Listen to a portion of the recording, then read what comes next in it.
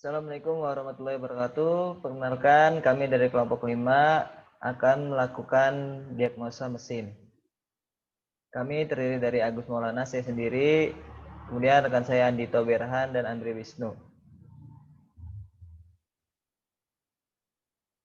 Pengertian dari diagnosa mesin. Kendaraan pada saat ini sudah dilengkapi dengan sistem kontrol mesin dan emisi yang dikontrol dengan ECU atau ECN. ECU sendiri memiliki sistem onboard diagnostik yang berfungsi untuk mendeteksi ketidakberfungsinya sistem dan ketidaknormalan pada komponen atau sensor pada mesin. Yang kedua itu mekanisme diagnosis mesin. Sebelum melakukan diagnosa mesin, hal-hal yang diperhatikan ialah mekanisme atau sistem yang membantu performa mesin ketika menyala atau dalam kondisi kerja. Sistem pendukung kinerja mesin ialah sistem pendingin, sistem pengapian, dan sistem gas buang. Untuk mendapatkan hasil diagnosa yang bagus, sebaiknya sebelum melakukan diagnosa, kita melakukan tune up terlebih dahulu. Prosedur tune up EV. Yang pertama ialah kita harus melakukan pembersihan terhadap filter udara. Dengan cara membersihkan filter udara menggunakan air gun atau udara bertekanan tinggi sampai debu atau kotorannya hilang dan bersih. Yang kedua ialah memeriksa sistem pendingin. Dalam sistem pendingin ini memiliki beberapa tahap dalam pemeriksaan, yaitu memeriksa sistem air pendingin, ketinggiannya diperiksa, kemudian memeriksa kemungkinan terdapat kerusakan pada radiator, selang radiator, klep, atau berkaratnya kisi-kisi radiator, serta kebocoran pada pompa air dan inti radiator. Yang ketiga yaitu memeriksa tekanan tutup radiator menggunakan radiator cup tester. Nah, ini adalah salah satu proses memeriksa radiator menggunakan radiator cup tester. Itu ketika radiator cup tester dipompa, pada tekanan yang sudah ditetapkan pada tutup radiator, jarum radiator seharusnya tidak kempos atau tidak turun, karena kalau turun berarti terdapat kebocoran pada selang-selang radiator. Selanjutnya yaitu memeriksa baterai. Memeriksa baterai ini terdiri dari memeriksa kondisi baterai secara visual, yaitu bodi baterai rusak atau tidak, kemudian memeriksa ketinggian air aki dan terminal baterai dari korosi. Yang ketiga, memeriksa tegangan baterai menggunakan avometer. Tegangan baterai sendiri standarnya itu 12 volt. Selanjutnya, memeriksa berat jenis air aki menggunakan hidrometer. Nah, ini salah satu proses mengukur tegangan atau memeriksa tegangan pada baterai. Yang keempat yaitu memeriksa oli mesin. Oli mesin sendiri harus sesuai dengan level atau ketinggian oli mesinnya. Itu nanti diperiksa. Ketinggian atau level oli mesin itu harus full. Yang kedua, memeriksa kualitas atau kekentalan oli mesin secara visual, yaitu melihat bahwa oli mesin itu sudah hitam atau kekentalannya sudah mulai encer seperti itu. Nah, ini dengan cara menarik stick olinya, kemudian nanti dilihat secara visual. Yang kelima yaitu memeriksa busi.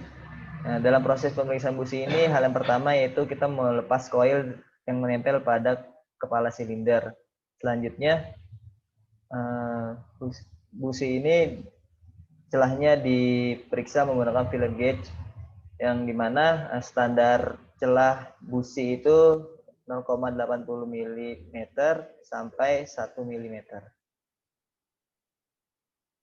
Nah, ini adalah gambar dari koil dan businya.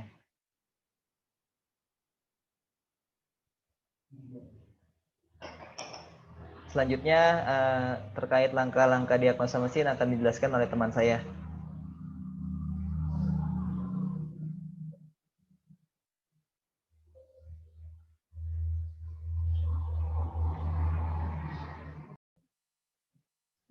Oke, baik, terima kasih Mas Agus Maulana. Saya akan melanjutkan penjelasan dari Mas Agus Maulana.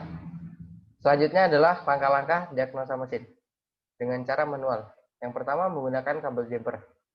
Kemudian hubungkan dua terminal pada kontak DLC, yaitu terminal EV TE1 dan terminal massa E1. Kemudian kunci kontak kita on-kan. Setelah di-on-kan, perhatikan kedipan pada indikator check engine. Kemudian samakan kode kedipan pada buku manual kendaraan tersebut.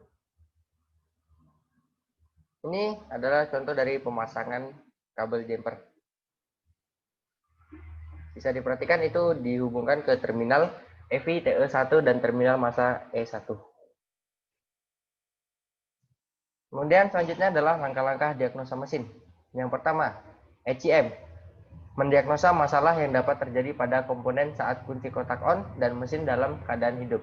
Kemudian kedua, hasilnya melalui lampu indikator check engine, yaitu ada beberapa, yaitu heated oxygen sensor, ACT sensor, TP sensor, YET sensor, MAP sensor, CMP sensor, CKP sensor, BSS, dan CPU. Selanjutnya, masih dengan langkah-langkah diagnosa mesin. Ketika kunci kontak on dan lampu cek engine menyala, kemudian mesin dihidupkan, lampu cek engine harus mati. Jika lampu cek engine masih tetap menyala, SCM mendeteksi adanya masalah pada komponen sensor. Selanjutnya, untuk mendeteksi kerusakan yang terjadi pada dapat diperiksa menggunakan scan tool. Berikut adalah cara menggunakan scan tool, akan dijelaskan oleh teman saya, Andito Berhan. Waktu dan tempatnya dipersilakan. Ya Mas Henry, terima kasih atas waktunya. Sekarang saya akan menjelaskan tentang cara penggunaan scan tool. Yang pertama, lakukan langkah pemeriksaan DTC atau diagnosis trouble kode menggunakan engine scanner EV. Yang kedua, pilih konektor scanner yang sesuai dengan kontak DTC pada stand mesin Toyota EV. Yang ketiga, pasang konektor pada engine scanner. Yang keempat, pasang konektor pada kotak DTC pada engine EV. Ini adalah pemasangan kontak DTC pada stand Toyota. Yang kelima yaitu hidupkan scanner dengan menekan tombol power. Yang keenam, setelah engine scanner menyala, klik enter. Ini adalah gambar dari scan tool.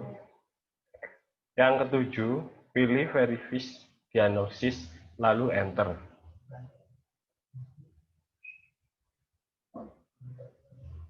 Yang kedelapan, pilih Japan, kemudian pilih Japanese Vertical Diagnosis. Ini adalah pemilihannya. Yang kesembilan, pilih Toyota, kemudian pilih Avanza. Ini adalah gambar. Pilih yang Toyota, lalu klik yang ke Avanza.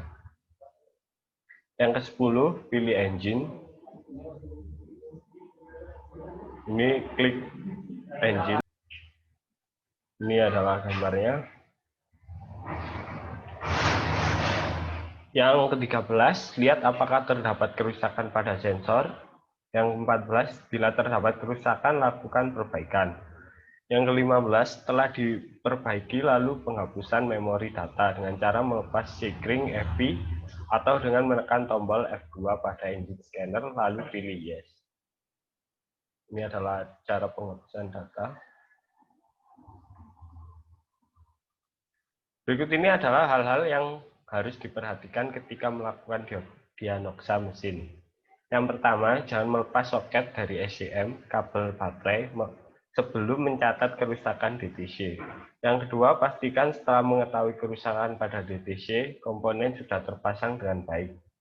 Yang ketiga, setelah menggunakan scan tool, lebih baik mencabut kabel min, baterai untuk mereset trouble. Terima kasih. Mungkin itu yang bisa kami sampaikan dari kelompok kami. Ada kurang lebihnya, mohon maaf atas kesalahan dari kelompok kami. Terima kasih.